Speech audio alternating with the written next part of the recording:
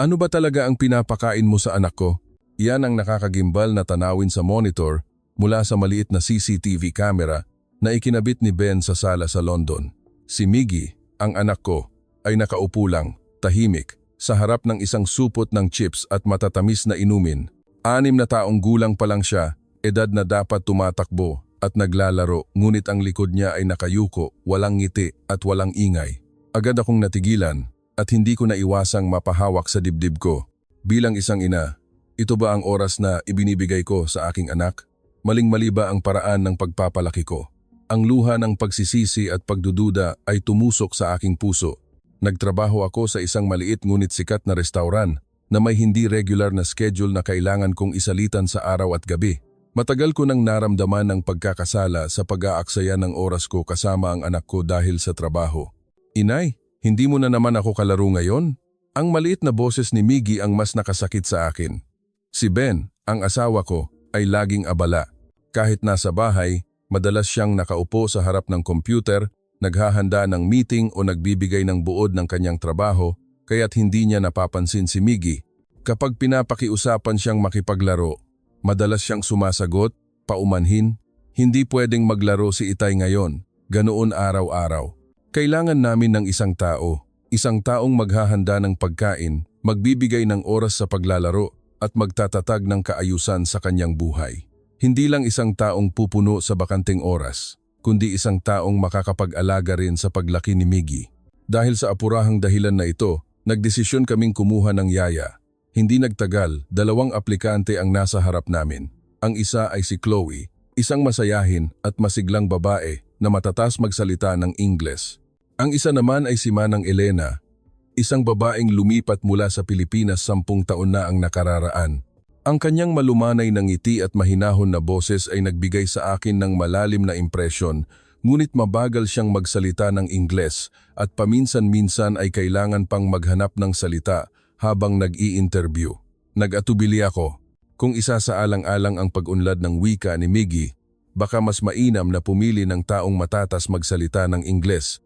Tila nakita ni Ben ang pag-aalinlangan ko, sinabi niya. Para sa kapakanan ni Miggy, baka mas angkop na kumuha ng taong mahusay sa Ingles. Tumugon ako ng malabo. Sa labas, tila ito ang tamang desisyon, ngunit sa panahong iyon, hindi namin alam na ang desisyong ito ay magdadala ng malaking problema sa aming pamilya sa bandang huli. Pinili namin si Chloe bilang nanny. Pagkabukas pa lang niya ng pinto, isang masiglang, "Hello, good morning," ang narinig. Ang masayang ngiti ni Chloe ay agad nagbigay sa akin ng ginhawa. Nang harapin ko ang kanyang matatas na Ingles, mabilis na nawala ang pagdududa sa aking isipan. Sa unang gabi, nagpadala ng text si Chloe, kasama ang isang litrato ni Miggy na nakangiti. "Napakabait niyang bata, ma'am. Naglaro kami ng masaya." Nang makita ko ang mensaheng ito, napabuntong hininga ako ng malalim, ngunit kasabay nito, may maliit na pakiramdam ng pagkabahala na naiwan. Ang sala sa likuran ng litrato ay sobrang ayos, na tila hindi natural, parang tinago ang lahat ng laruan ni Miggy, hindi ba? Naisip ko iyon, ngunit sinabi ko sa sarili ko na baka nag-overthink lang ako. Gayunpaman, pagkaraan lang ng ilang araw, malinaw na lumabas ang pagbabago. Sa mesa ng almusal, nang harapin niya ang tinapay at itlog na inihanda ko, umiling si Miggy. "Ayoko po, gusto ko ng chips." Ang biglaang pagtanggi na ito ay hindi ko pinaniwalaan. Ang batang laging kumakain ng lahat ng masarap ay tumanggi at gusto lang ng matamis na merienda. Nang gabing iyon, pumasok ako sa sala. Muli, ang silid ay inayos ng sobra na hindi natural. Si Miggy ay nakaupo sa sofa, nanonood ng telebisyon. Tinanong ko, "Ano ang kalaro mo ngayon?" Tumugon lang siya ng mahina, "Hindi ko matandaan." Sinabi sa akin ng aking maternal instinct na mayroong mali. Tinanong ko si Ben, at sumagot siya na nagbabago lang ang taste ng bata. Baka pagod lang daw. Ngunit hindi ko ito matanggap. Ang pag-aalala ko ay luminaw isang gabi nang umuwi ako mula sa trabaho at nakita ko ang maraming supot ng merienda na itinapon sa basurahan sa kusina. Ito ba ang kanyang kinakain? Nang pumasok ang ideyang ito sa aking isip, nilamig ang pawis ko. Ano ang itinatago ni Chloe sa ilalim ng kanyang masayang ngiti? Ang tanong na walang sagot ay mabigat na tumatagos sa aking puso. Kung hahayaan itong magpatuloy, ano ang mangyayari kay Miggy? Ang takot at pagkabahala ay bumagsak sa akin. Patuloy na tumutunog ang alarma sa aking isip. Sa wakas, isang gabi, nagdesisyon ako. Hindi ko na pwedeng balewalain ang aking instinct. Ang home security camera na nakakabit sa sulok ng sala ay ang magiging susi upang malaman ang dahilan ng pagbabago ni Miggy. Tingnan natin ang footage, sabi ko. Nagpakita ng kaunting pagkadismaya si Ben. Nagdududa ka na talaga? Pero totoo, kakaiba talaga.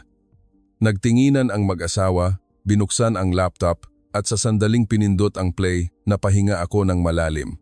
Eksena ng tanghalian sa sala. Si Miggy ay nakaupo sa upuan, sa harap niya ay isang supot ng chips at matamis na inumin.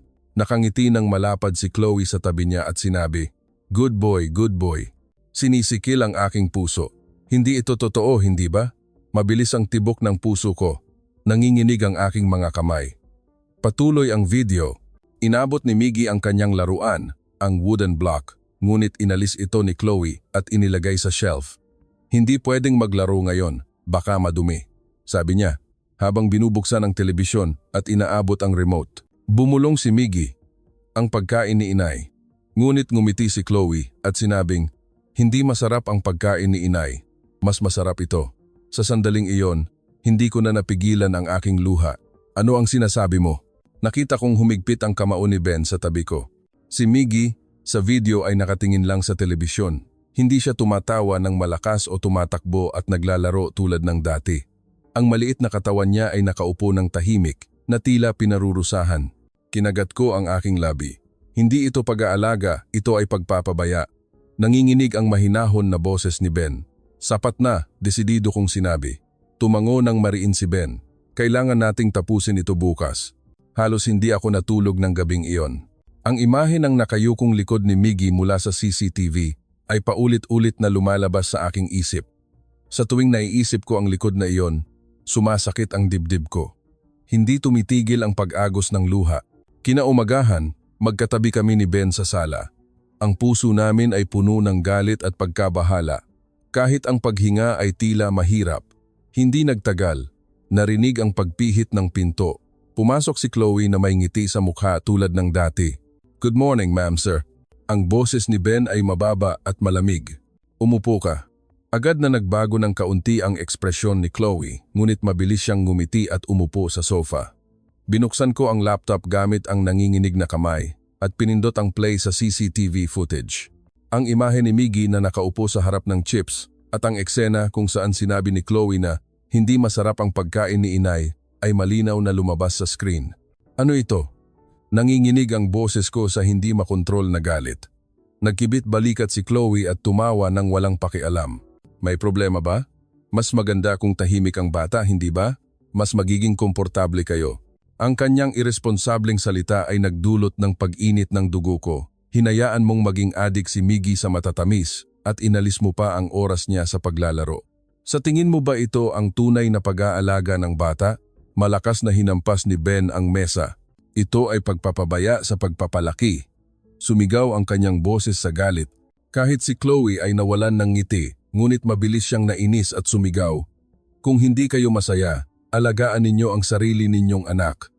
Masyado kayong abala, kaya't nandito ako para tumulong." Sa sandaling iyon, naintindihan ko na hindi kailanman inisip ng taong ito na magtrabaho para kay Miggy sa simula pa lang. Puno ako ng galit at malinaw kong sinabi sa kanya, "Umalis ka rito, ngayon din."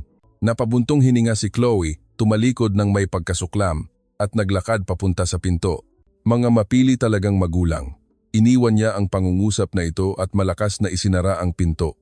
Napaupo ako sa sofa. "Pasensya na, Miggy. Kasalanan ko na nagkamali ako sa pagpili." Ang aking mga salita ay naputol, nanginginig ang boses ko. Sa sandaling iyon, may narinig akong maliliit na yapak mula sa likuran. Lumitaw si Miggy na may kaunting antok pa sa mga mata. "Inay?" Nang marinig ko ang kanyang mahinang boses, hindi ko na iwasang yakapin siya ng mahigpit. Hindi na muling sasaktan ng inay ang anak na ito sa maling pagpili. Kinabukasan, pagkaalis ni Chloe, naghanda ako ng almusal para kay Miggy: toast, fried egg at saging, ang mga paborito niya dati. "Halika na, kumain na tayo," malumanay kong sabi. Ngunit hindi inabot ni Miggy ang kutsara, umiling lang siya ng mahina. "Walang chips?" Sumikip ang dibdib ko. "Miggy, Masustansyang pagkain ito para sa katawan mo, anak. Kung hindi ka kakain ng maayos, wala kang enerhiya. Sinubukan kong hikayatin siya, ngunit yumuko lang siya at hindi gumalaw. Si Ben, na nakatayo sa tabi, ay bumulong ng mapait. Ganap na siyang nasanay. Ang mga salitang iyon ay mabigat, tila isang hatol. Masakit akong nagising sa katotohanan kung gaano kabilis masira ang tiwala. Ano ang gagawin natin ngayon? Mahina kong tanong sa sarili ko. Sa labas ng bintana, may masiglang ingay ng mga batang kapitbahay na papunta sa paaralan. Nang makita ko ang kanilang mga likod, kusa na lang umagos ang luha. Bakit hindi maging normal ang buhay ng anak ko, tulad ng ibang bata? Paulit-ulit na umalingaw-ngaw ang parehong tanong sa aking isipan. Hindi pinapayagan ng realidad na maghintay kami. Kailangan naming magtrabaho at hindi namin maaaring iwanang mag-isa si Miggy. Kailangan pa ba tayong maghanap ng isa pang nani? Ang boses ni Ben ay puno ng malalim na pagkalito. Wala kaming maisip na ibang paraan. Ngunit paano kung makakita kami ng ganoong tao ulit? Kinagat ko ang aking labi. Ang aming pamilya ay naiwan na may malaking puwang at malalim na sugat. Sabik kami sa isang taong mapagkakatiwalaan, ngunit nawala na rin ang lakas ng loob naming maniwala. Napapalibutan ng magkakasalungat na damdamin. Sa panahong iyon, hindi namin alam na si Manang Elena, ang babaeng Pilipina na minsan lang naming nakita sa interview, ay ganap na babaguhin ang kinabukasan ng aming pamilya. Ilang araw pagkaalis ni Chloe, wala kaming nagawa ni Ben. Kahit sinabi namin na hindi na kami makakatiwala sa isang nani, ang katotohanan ay hindi namin kayang alagaan si Miggy ng kaming dalawa lang. Kung magre-resign ako sa trabaho, mahihirapan ang buhay namin. Ngunit natatakot kaming tanggapin ang isang bagong tao sa bahay. Nagpatuloy ang panloob na labanan sa loob ng ilang araw hanggang sa isang hapon may tumawag. Ito ang in charge mula sa Nanny Center. Dahil sa nakaraang pangyayari, nagdulot kami sa inyo ng hindi magandang karanasan. Lubos kaming humihingi ng paumanhin. Kung gusto ninyo, nais naming irekomenda ang isa pang tao. Tahimik akong nakinig, puno ng pagdududa ang aking isipan. Si Manang Elena po. Siya ang taong in-interview ninyo dati. Marami siyang karanasan at pinagkakatiwalaan ng maraming pamilya. Nang marinig ko ito, agad akong napatingala. Manang Elena, malinaw kong naaalala ang atmosfera ng interview noon. Ang malumanay ng ngiti, ang mahinahon na boses. Kahit na sa tingin ko ay tapat siya noon dahil sa pag-aalala tungkol sa kanyang kakayahan sa wikang Ingles, hindi ko siya pinili. Kahit ngayon pa lang po, mahina akong tanong. Tumango ng tahimik si Ben na nakarinig ng pag-uusap. Puntahan natin siya ulit at kausapin. Ang salitang ito ay nagpagaan ng kaunti sa aking puso. Kinabukasan, inanyayahan namin si Manang Elena sa bahay ulit. Nakatayo pa rin siya roon na may mahinahon na atmosfera tulad ng dati. Matagal na po tayong hindi nagkita, yumuko siya ng kaunti. Tila medyo kinakabahan, ngunit nananatiling elegant. Sa sandaling iyon, ang naramdaman ko ay hindi lang formalidad, kundi taos-pusong pag-aalaga.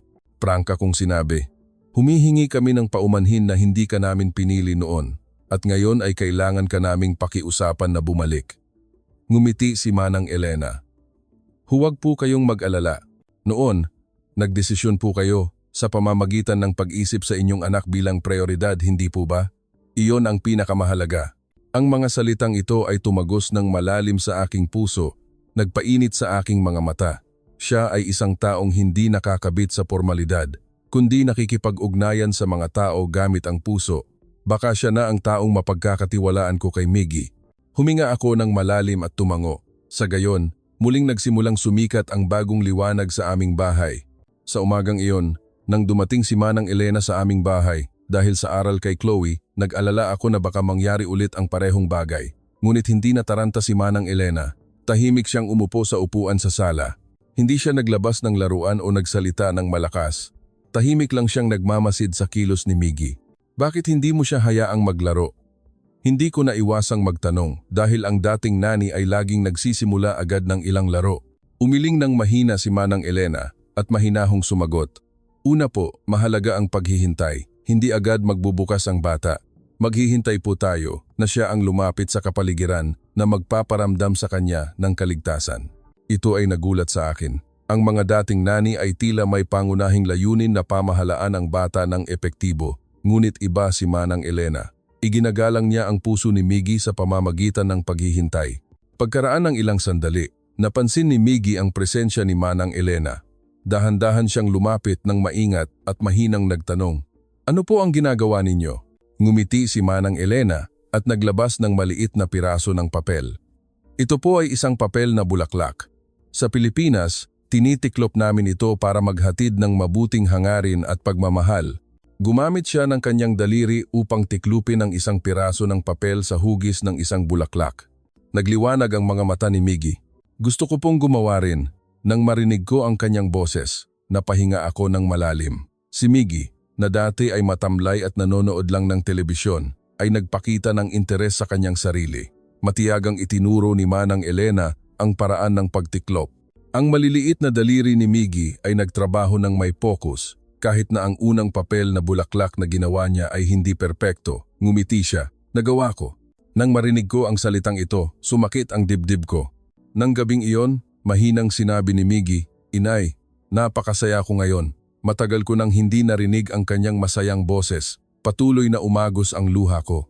Nararamdaman ko na hindi formal na serbisyo ang ibinibigay ni Manang Elena, kundi taos-pusong pag-aalaga. Ang kanyang pamamaraan ay dahan-dahang nagpapalambot sa puso ng aking anak. Ilang araw ang lumipas at dahan-dahang lumambot ang ekspresyon ni Miggy. Gayunpaman, ang pinakamalaking hamon ay nanatiling ang pagkain. Gusto pa rin niya ng matatamis na merienda at halos hindi niya pinapansin ang tinapay at itlog na inihanda ko. Isang araw, naglakad si Manang Elena papunta sa kusina. "Ngayon, kumain tayo ng prutas ng magkasama, gusto mo?" Naglabas siya ng isang pulang mansanas. Tumingala si Miggy. "Miggy, hugasan natin ito ng magkasama, gusto mo?" Sa sandaling inabot ni Manang Elena ang mansanas kay Miggy, kahit medyo naguguluhan, kinuha niya ang mansanas gamit ang kanyang maliliit na kamay at naglakad papunta sa gripo. Binuksan niya ang gripo at kinuskos ang mansanas gamit ang dalawang kamay. Ang patak ng tubig ay sumasalamin sa liwanag at ang pulang ibabaw ay kumikinang. Tiningnan siya ni Manang Elena at mahinahong tumango. "Mahusay na paghugas, anak. Kapag hinugasan ng maingat, mas magiging masarap ito." Bumalik si Miggy, dala ang mansanas na kakahugas lang niya at tinitigan ito ng maigi na tila isang kayamanan. May kinang sa kanyang mga mata na hindi ko pa nakikita dati. Kinuha ni Manang Elena ang kutsilyo, hiniwa ang mansanas sa maliliit at ligtas na piraso at inilagay sa isang maliit na puting plato. "Ito ang mansanas na hinugasan mo mismo, Miggy. Subukan mong kumain ng isang piraso, gusto mo?" Nag-atubili si Miggy sandali, ngunit marahil dahil sa mansanas na siya mismo ang naghugas, natural siyang umabot at isinubo ang maliit na piraso. Biglang namulaklak ang ngiti sa kanyang mukha. "Ang tamis!" Nang marinig ko ang kanyang boses, hindi ko naiwasang takpan ang aking bibig. Uminit ang aking dibdib. Kumain na siya. Kumain na si Miggy ng mansanas. Uminit ang aking mga mata at umagos ang luha. Sinabi ni Manang Elena ng mahinahon, "Ang mahalaga ay hindi ang dami, kundi ang lakas ng loob na sumubok. Ang kagat na iyon ay dahil sa siya mismo ang nag-ambag. Ang bata ay likas na nagkakaroon ng interes. Ito ay iniulat ko kay Ben na kumain si Miggy ng mansanas na siya mismo ang naghugas." Nagpakita ng gulat si Ben bago siya tahimik na ngumiti. Baka ito ay isang maliit na hakbang lang, ngunit ito ay tiyak na pagbabago. Mula sa sandaling iyon, nagsimula akong lubos na maunawaan na ang pagkain ay hindi lang para punuin ang tiyan, kundi konektado rin sa interes ng isip.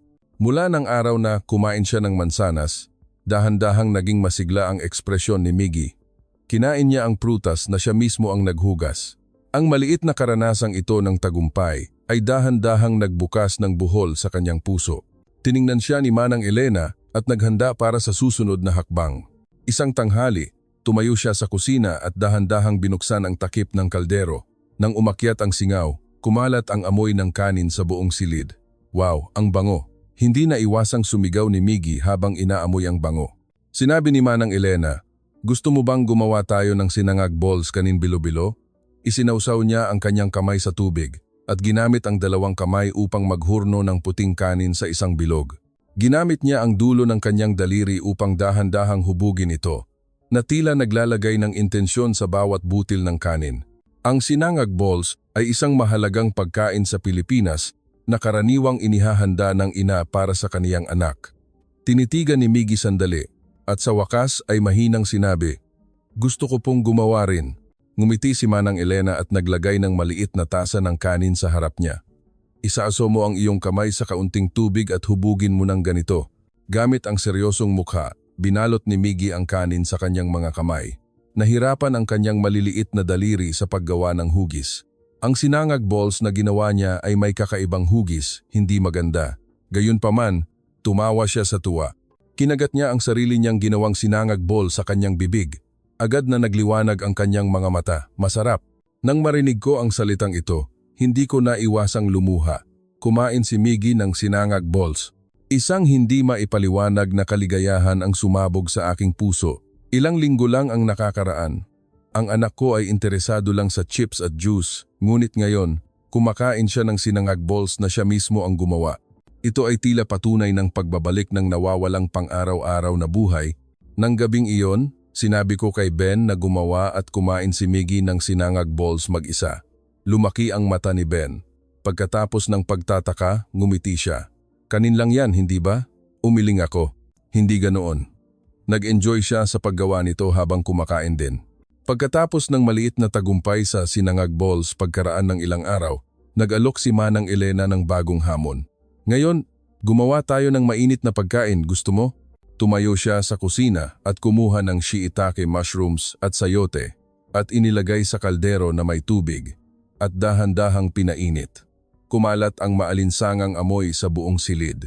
Ang bango ng malinaw na sabaw ay nagdulot ng isang hindi maipaliwanag na pananabik at ginhawa. Ito ang tinolang manok sa pamilyang Pilipino.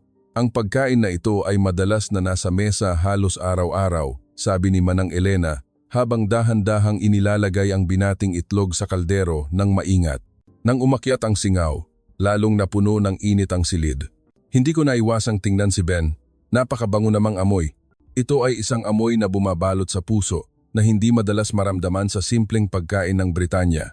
Maingat na tiningnan ni Miggy ang kaldero. Sa una, tila ito ay isang berdeng sabaw. Ngumiti si Manang Elena. "Medyo kakaiba ang kulay nito. Pero kapag ininom mo, pati ang puso mo ay iinit." Hindi nagtagal, isang maliit na mangkok ng tinolang manok ang inilagay sa harap ni Miggy. Dahan-dahang umakyat ang mainit na singaw at ang mahinang bango ay pumasok sa kanyang ilong. Tinitigan ni Miggy sandali at sa wakas ay kinuha ang kutsara at maingat na sumubo. Pagkaraan ng isang sandali, nagbago ang kanyang ekspresyon sa pagtataka. "Wow, mainit," mahina niyang sinabi. At natural na sumubo pa ng 2 o 3. Nang makita ko ang kanyang kilos, napuno ang puso ko ng tuwa. Ang almusal sa aming bahay ay cereal at juice lang. Ang mainit na sabaw ay hindi pamilyar sa almusal. Ngunit ngayon, ang anak na nasa harap ko ay nakangiti at sinasabing umiinit ang katawan habang nag-enjoy sa tinolang manok. Sa Pilipino, mayroong salita na init sa mangkok ng sabaw. Basta't may sabaw sa mesa, nagiging komportableng lugar ito. Ang mga salita ni Manang Elena ay umalingaw-ngaw sa aking isip. Narealize ko ang isang katotohanan na tila karaniwan ngunit madaling nakalimutan. Basta't may mainit na sabaw sa mesa, natural na dumarami ang pag-uusap ng pamilya at lumalambot ang atmosfera. Ang tinolang manok ay nagbalik ng init sa pamilya. Ilang araw pagkatapos nito, nag-alok si Manang Elena ng isang bagong hamon. "Ngayon, gumawa tayo ng espesyal na pagkain. Gusto mo?" Sabi niya, habang naglalagay ng isang mangkok ng kanin na kaluluto lang at isang sariwang itlog sa mesa. "Ha? Kakain ng hilaw na itlog?" Hindi ko naiwasang kumunot ang noo. Sa Britanya, halos walang kumakain ng itlog ng hilaw. Madalas naming naririnig ang tungkol sa panganib ng salmonella. Nagtanong din si Ben, "Ligtas ba?" Ngunit sumagot si Manang Elena ng mahinahon. Sa Pilipinas, napakahigpit ng safety management ng itlog. Tinitiyak namin na ligtas itong kainin ng hilaw. Para sa mga bata, ito ay isang mahalagang paraan upang kumain ng masustansyang pagkain. Sabi niya, habang binabasag ang itlog sa isang maliit na mangkok, naglagay ng kaunting soy sauce at dahan-dahang hinahalo gamit ang chopsticks. Pagkatapos, dahan-dahan niyang ibinuhos ito sa kanin na kaluluto lang. Ito ang arroz caldo, paboritong pagkain ng mga batang Pilipino. Tinitigan ni Miggy ang dilaw na kanin sa mangkok ng may pagtataka. Kumuha si Manang Elena ng isang maliit na kutsara at inabot sa kanya. "Miggy, subukan mo." Pagkaraan ng sandaling pag-aalinlangan, isinubo ni Miggy ang maliit na kagat. Pagkaraan ng isang sandali, lumaki ang kanyang mga mata. Lumaki ang kanyang bibig. Ang tamis, ang sarap, sumigaw ang kanyang masayang boses. Napahinga ako ng malalim sa pagtataka at pasasalamat.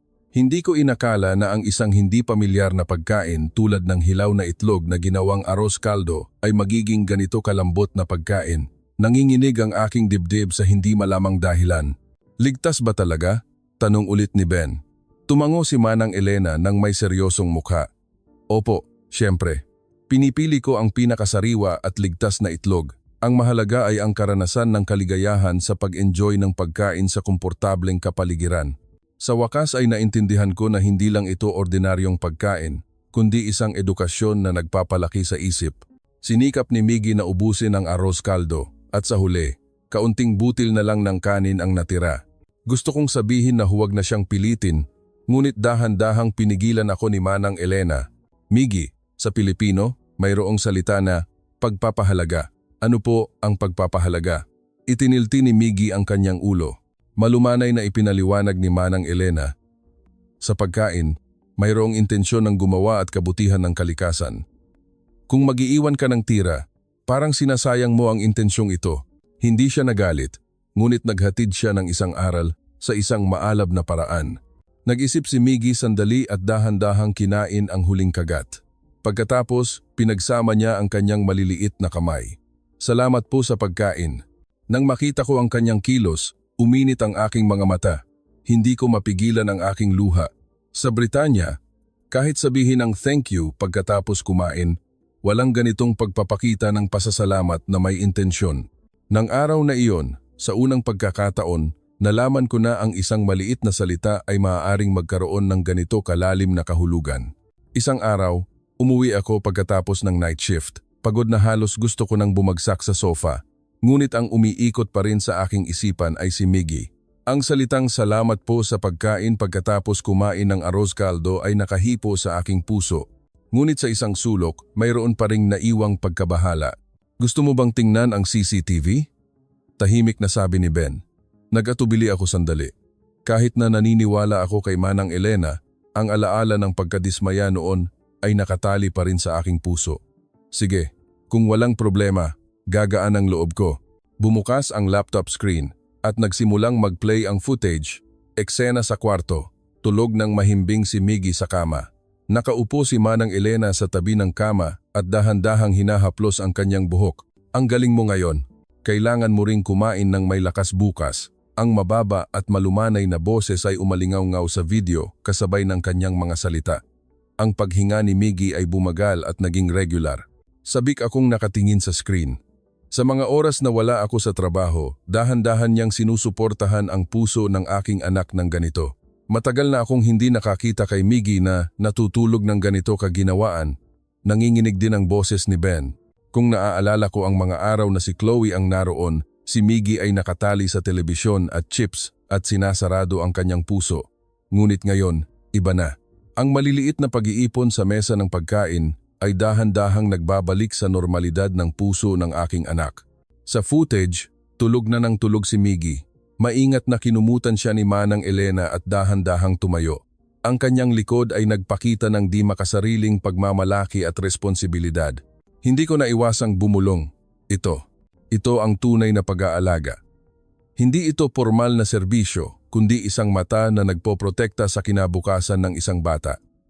Sa sandaling ito, muli niyang ikinonekta ang aming pamilya.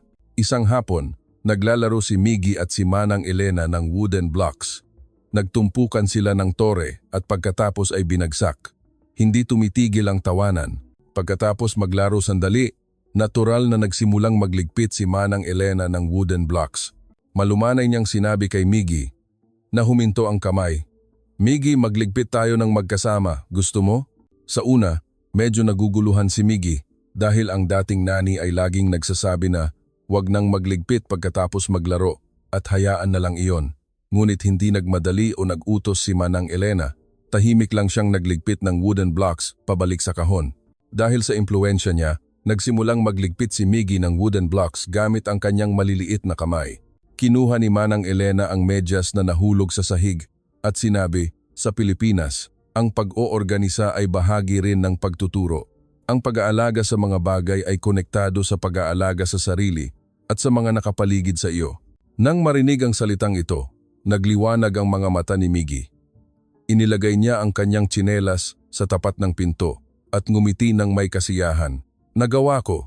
Hindi lang ito ordinaryong pagliligpit, kundi ang karanasan niya sa responsibilidad para sa kanyang sariling aksyon at pagtatatag ng kaayusan sa isip sa pamamagitan ng pag-oorganisa ng mga bagay.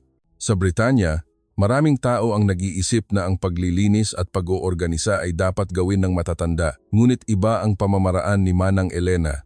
Binigyan niya ng pakiramdam ng tagumpay ang bata na nagawa ko at natural na naipon ang pag-aaral sa proseso. Ang galing mo, Miggy, sabi ko. Ngumiti siya ng may pagmamalaki. Ang ngiting iyon ay puno ng kumpiyansa. Ang maliliit na payo ni Manang Elena ay tunay na nagtatatag ng bagong ugali sa isip ni Miggy. Isang weekend gabi, inanyayahan namin ni Ben si Manang Elena na maghapunan sa bahay. Nag-asawa kami at naghanda ng hapunan sa kusina. Ang mesa ay puno ng karne at salad na maingat naming inihanda at mayroon ding isang kaldero ng tinolang manok na dinala ni Manang Elena. Ito po ay maliit na intensyon ko. Kung hindi ninyo mamasamain, inaanyayahan ko ang lahat na kumain ng magkasama, mapagpakumbabang sabi ni Manang Elena. Biglang lumiwanag ang mukha ni Miggy. Yehey! Ang tinolang manok ni Tita Elena. Nang marinig ko ang kanyang boses, nanginginig ang aking dibdib. Si Miggy, na nag-iingay pa kamakailan lang para sa chips, ay ngayon ay umaasa sa isang simpleng sabaw. Ang pagbabagong ito ay tila isang himala. Umupo kami sa paligid ng mesa, kinuha ang mga chopsticks at kutsara, sumubo si Miggy ng tinolang manok, at ngumiti ng masaya, ang sarap. Nagulat din si Ben bago siya tahimik na ngumiti. Talagang mainit ang sabaw na ito. Pagkaraan ng ilang sandali, seryosong tiningnan ni Ben si Manang Elena at nagtanong, bakit handa mong gawin ang lahat ng ito para sa anak ng iba? Tahimik si Manang Elena sandali at sinabi, pagkatapos lumaki ng aking mga anak, may naiwan na kalungkutan sa aking puso. Ngunit na-realize ko na ang pagmamahal ay hindi limitado sa isang tao, ngunit maaaring ibahagi sa bawat bata. Nang marinig ko ang salitang ito, halos lumabas ang aking luha. Ito ay ganap na naiiba sa imahe ng nani na limitado sa kontrata at kahusayan. Nakatayo roon ang isang taong hindi ito itinuturing na trabaho lang, kundi isang pangalawang ina na puno ng pagkaina na nagpoprotekta sa bata ng may pagmamalaki at pagmamahal. Pagkatapos ng hapunan, tumayo si Miggy at iniligpit ang kanyang mga laruan mag-isa. Pagkatapos, tumingin siya sa akin at kay Manang Elena at sinabing, salamat po, Inay. Salamat po, Tita Elena. Kahit na ang pangungusap na ito ay maliit, ito ay puno ng kapangyarihan at malalim na nakaukit sa aking puso. Ang kinabukasan ay hindi na nakakatakot. Ang presensya ni Manang Elena ay hindi lang nagbigay sa amin ng init ng isang pangalawang ina, kundi tumulong din sa amin na matuklasan ang relasyon ng pamilya na halos nawala. Ang pagbabago ni Miggy at ng aming pamilya ay sa wakas ay naging isang video na kumalat sa buong mundo sa pamamagitan ng social media. Ang video na ito ay walang espesyal na pagtatanghal, ni-record lang nito ang mga eksena sa pang-araw-araw na mesa ng pagkain at ang maliliit na paglaki. Gayunpaman, lumampas ito sa mga hangganan at nakahipo sa puso ng maraming tao. Ang mga komento ay puno ng pagtataka at pasasalamat. Isang boses mula sa Estados Unidos ang sumulat na, hindi ko naisip dati na magbigay ng komportableng oras sa bata, ngunit humingi lang ako ng resulta. Ito ay isang pananaw na kailangan din ng edukasyon sa Amerika. Isang inang Briton ang nagsabi, ang salitang pagpapahalaga ay humipo sa aking puso. Hindi lang ito pagtuturo sa bata na huwag mag-iwan ng tira ng pagkain, kundi pasasalamat sa gumawa at kabutihan ng kalikasan. Gusto ko ring sabihin ito sa anak ko. Isang komento mula sa Pransiya ang nagpakita ng pakikiramay sa kultura ng pagkakaroon ng mesa ng pagkain bilang sentro ng pamilya.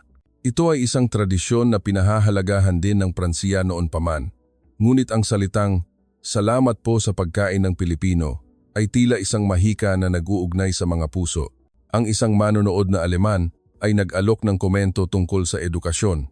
Ang paraan ng paghawak sa pagliligpit ay hindi tiningnan bilang tungkulin ng bata, kundi isang edukasyon. Nagulat ako rito. Ang maliliit na ugali ay maaaring bumuo ng kaayusan sa isip. Ito ay isang napakagandang pilosopiya. Ang mga tugon mula sa iba't ibang bansa sa Asya ay dumaloy din. Ang Pilipinong nani na ito ay nagpakita ng pagmamalaki ng isang walang pangalan na bayani. Nararamdaman namin ang init ng pagkatao na lampas sa kontrata at kahusayan. Ang sinangag balls, tinolang manok, arroz caldo, ito ay simpleng pagkain ngunit may kapangyarihan na magpatawa sa bata.